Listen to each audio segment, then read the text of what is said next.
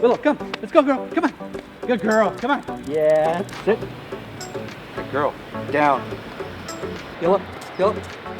Willow is a specially trained LAFD Peer Support canine who can help firefighters if they need help coping with tremendous stress and trauma.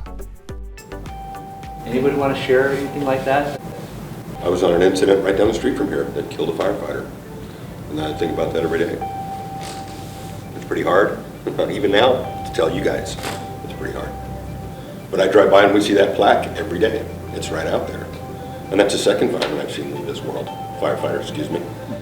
All of us sitting in here in this room right now, if we were to lose our life, it would be more likely to suicide than it would be in the line of duty.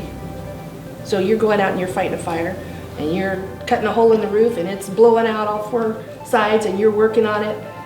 You're less likely to die from that than you are from suicide. Yeah, good girl. Good morning. Good morning. Okay, left side. Good girl. Okay, part of my training is command and control. Willow, right side. Good girl. We have to demonstrate we have the ability to control the dog at all times. I'm going to do some demonstrations, and one of the demonstrations is coming up to an open gate or a portal, and I'm going to give her a command to stand, and she's supposed to stand there. And really, it's a permission granted that I'm now telling her it's okay to pass through this gate. Come on, let's go. Come on. I'm Robert Takeshita. I'm currently a battalion chief here at Battalion 4. I got to kind of see throughout my career the effects, and particularly, at my assignments, the effects of trauma on firefighters, what it does to firefighters in terms of chemical dependency, alcohol abuse, domestic violence. But it was strange to me to see these big firefighters not be able to function because of PTSD. And really through research and what I've been looking at is something that's brand new. Since 9/11, that's really when they started looking at the effects on first responders in terms of trauma. And since then, we're starting to look at what they call the cumulative effects of trauma or the chronic effects. Firefighters are under tremendous stress now. And a normal day in the LA City is 1,500 to 1,800 calls. That's just a normal day. Our men and women are running a tremendous amount of calls. They're looking for outlets, and it just might be petting Willow for 5 minutes to what I call bring the happy hormones, which is the serotonins, the dopamines, and you immediately see the smiles on their face, and off they go. She's a dopey little yellow lab. She's just, always looking for treats, always looking for a pat on the back, and just a typical yellow lab. Why is she so special? She has that magic of being able to understand her job, and that is to make people feel good. But she's really, really intuitive at picking out different people and what they're going through. It must be something that she senses, which is just dogs in general. We don't really teach that. They learn it on their own and pick it up. But she's able to actually figure out if you're struggling a little bit, and then she'll come over and pet you and, kind of take your mind off what your problems are. Typically the incidents that affect us the most are the incidents that we can relate to. Whether a family member just passed or deep friend died of cancer, whether we've just had a child and we go on that SIDS, that sudden infant death syndrome infant, and that you see the family members, the grief that they're going through, and you can relate to it. It's something that it's relatable and it hits home, and it's something that whether we discuss it or not, it's something that unless we get out and unless we are able to talk about it or diffuse it in our own way, whether it's exercise, sometimes in a terrible situation, it leads to drugs or alcohol or other ways of coping. Whatever that coping mechanism is, that seems to be the way that we just deal with it. And I am currently assigned to Fire Station 5 on the C platoon as a firefighter. Fire service in general, police in general, military in general, it's a very cultural phenomenon where we're a bunch of alpha dominant people that typically don't like to show our colors, typically don't like to show our emotions, wear our emotions on our sleeve.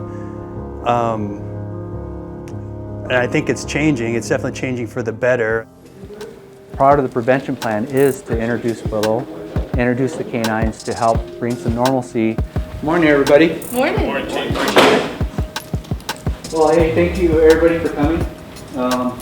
So today, what we're here to do is to explain the peer support program, the canine program, and do a little bit of meet and greet about Willow. I know there's been a lot of questions about, you know, who's Willow and what is Willow's purpose, and hey Chief, it's great that you bring your dog to work, you know, those kind of things, but really this is actually a department dog, believe it or not.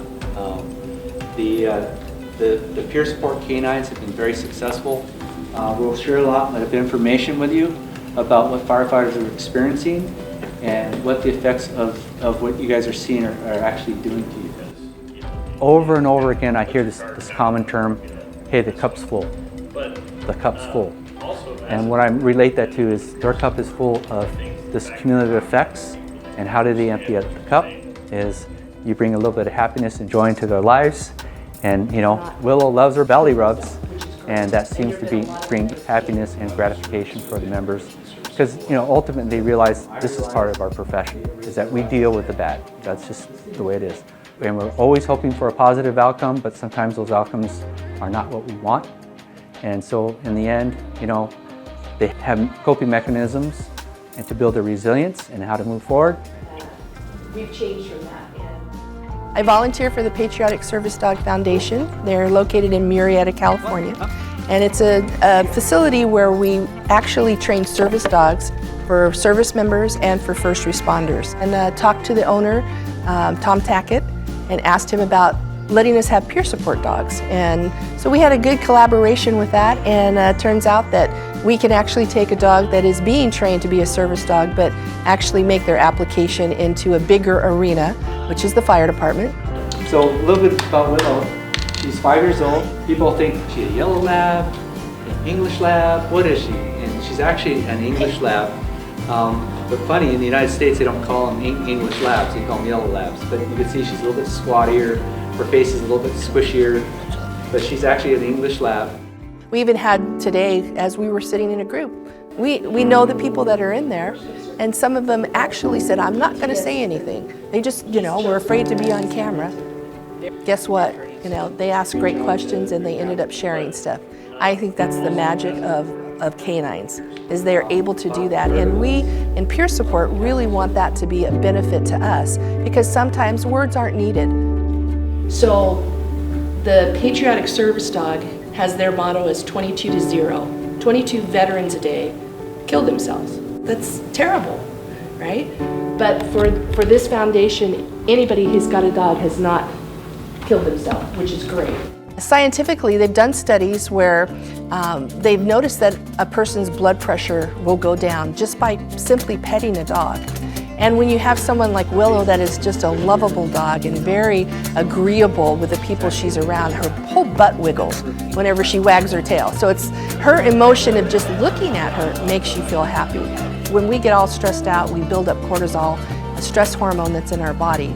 And by having a simple thing of petting her, having her come to you, it actually allows your body to release that so you're not as stressed. So you feel it physically, where you're not as uptight, and mentally it breaks that chain of thought that maybe you're stuck in, and she's done nothing other than just be herself.